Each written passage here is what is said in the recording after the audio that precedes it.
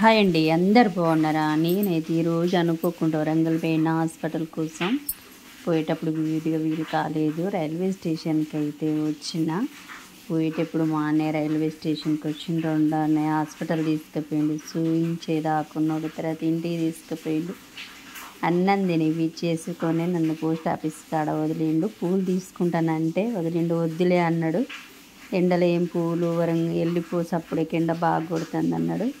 కానీ పూలు తీసుకొని అయితే రైల్వే స్టేషన్కి వచ్చిన. జనాలు అయితే అలా నేను ఎక్కుతానా అని అయితే అనుకుంటున్నా. అసలు తర్వాత ట్రైన్కి అంత ఓపిక లేదు, ఎట్లా అని మేమే నవ్వుకుంటున్నాం ఎదురుగా. నేను ఈ విధంగా అయితే మేము రైల్వే స్టేషన్కి అయితే ఎక్కినాము. అసలు ఎట్లా ఎక్కుతామో అనుకున్నాం, ఎక్కినాం. మేమైతే ట్రైన్ అయితే ఎక్కినాం. ఎంత జనం ఉన్నారో చూడండి. ఇంకా నేనైతే ఎక్కిన. మిగతా వాళ్ళని చూస్తే బాధేసింది.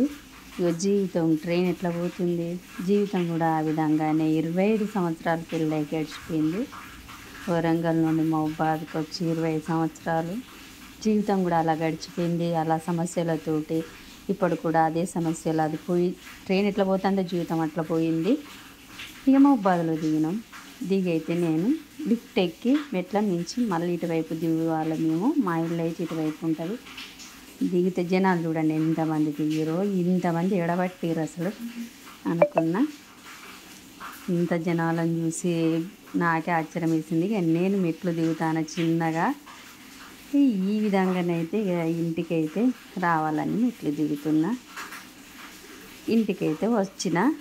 బంతి పూలు అయితే ఇట్లా ఈ విధంగానైతే 40 రూపాయల కేజీ ఇస్తే అర కేజీ అయితే పట్టుకొని వచ్చిన. బంతి పూలు, చామంతి పూలు 50 రూపాయలు పావు కేజీ ఇస్తే 2 రకాలు పావు కేజీ తెచ్చిన. ఆ తర్వాత మంచిగా అనిపించింది చామంతి పూలు. మా ఇంటి దగ్గర కూడా మందార పూలు, గుమ్మడి మొగ్గ, చామంతి పూలు, బంతి పూలు కవర్లో పెట్టి అయితే భద్రపరుచుకున్న. 20 రూపాయలకు 20 కట్టలని గోగు కూడా తెచ్చుకున్నా.